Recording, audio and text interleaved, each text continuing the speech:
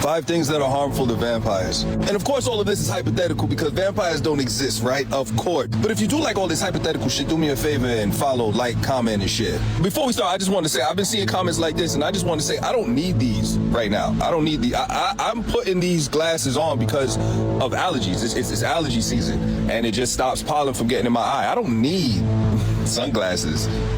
All right, let's go. 1, pink roses.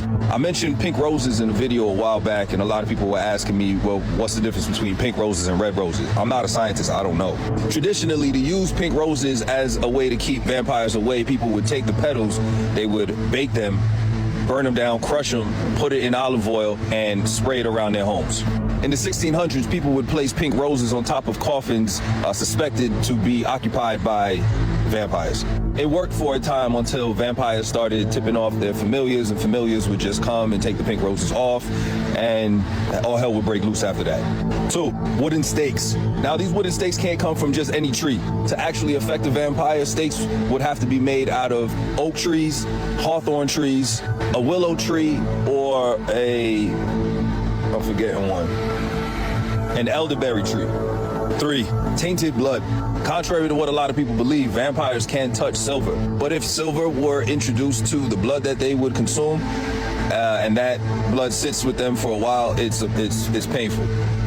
It's painful, and enough of it will do the trick.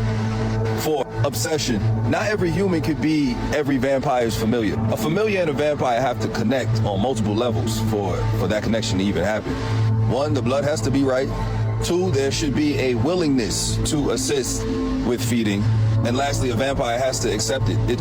Its body has to accept it. So if all of those things don't happen, there's no connection made. Where that can go wrong is if a vampire gets a hold of some blood that he or she wasn't supposed to get a hold of.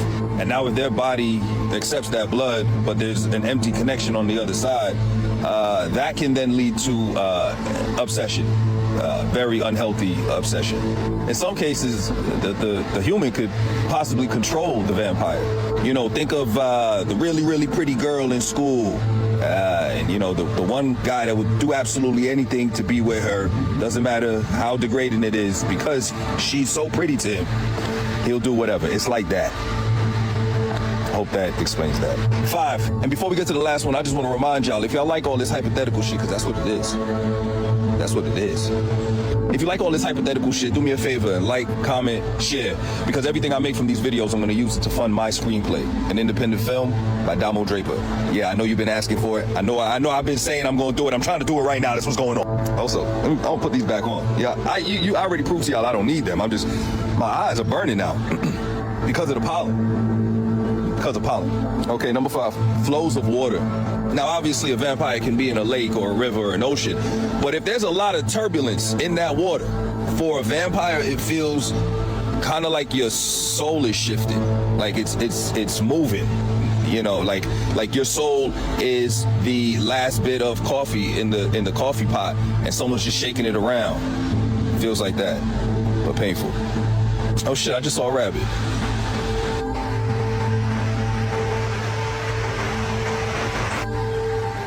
Okay, excuse me.